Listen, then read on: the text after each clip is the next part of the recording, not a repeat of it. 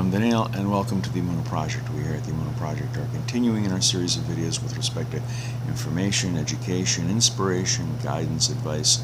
And I mentioned in a previous video with respect to the building of the Tabernacle, the Mishkan, and people giving offerings and contributions, portions toward the building of the Tabernacle. And it was the great medieval commentator Sforno in Italy, who observed that and commented that it was the sin of the golden calf, the Het HaEgel HaZahav, the sin of the golden calf. That's what sparked God's decision to require the Jewish people to build a sanctuary, to build a tabernacle. The spiritual failings, the spiritual disease that had infected the Jewish people at that time caused this request, this requirement. The sin of the golden calf showed a spiritual and moral decline, a depravity, if you will, and the Mishkan is the remedy. And before this point, before the sin of the golden calf, the Jewish people could access God anywhere they want. The presence of God was wherever they went. The Creator dwelt in our midst, despite a lack of any fixed place of worship. The Shekinah, the divine presence, was all over the place. It says in the book of Exodus, chapter 20, verse 21, "In every place where my name is mentioned, I shall come to you and bless you."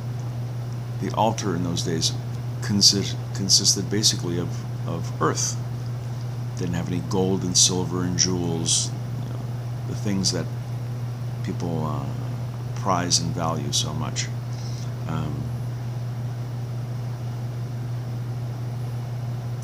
Of his own accord, of his own will, God moved among the Jewish people and sought to be with them wherever they went.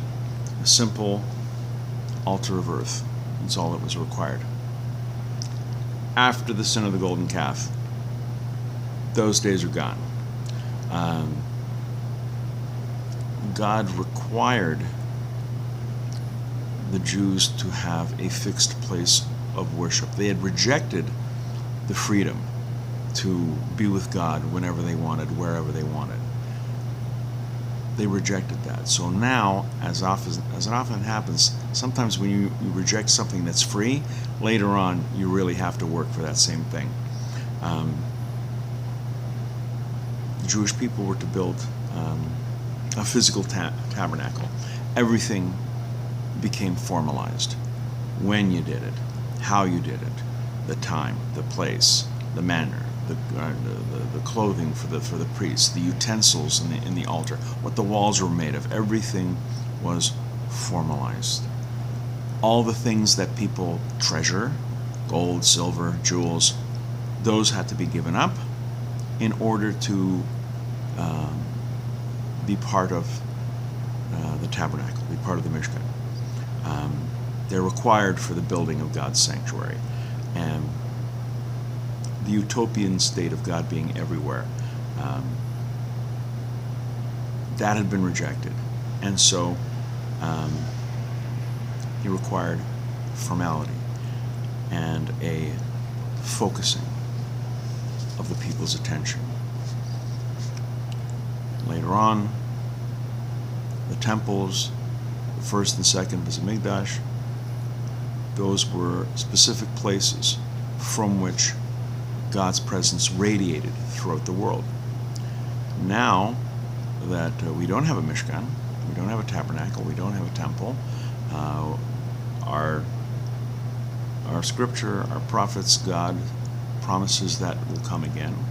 But now any Makam Torah, any place where Torah dominates, where Torah reigns, a synagogue, a study hall, a yeshiva, any place where Jews gather to worship God and study the Torah, that becomes like a mini Mishkan.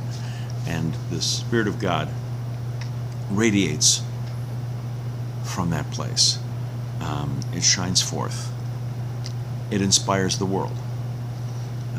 We are to be a light unto the nations, and until the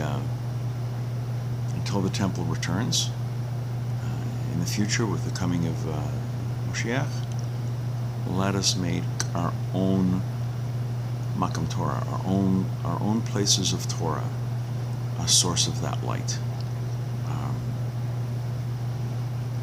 The world is in darkness, as it so often is. Let's use our limited, cramped, little, confined spaces to be lights to our community, to ourselves, and to the world. We're going to be doing more videos along these lines. Please come back. Please watch. Please learn. I hope you're finding them inspiring. And until next time, on behalf of the Emunah Project, I'm Daniel, and thank you too much.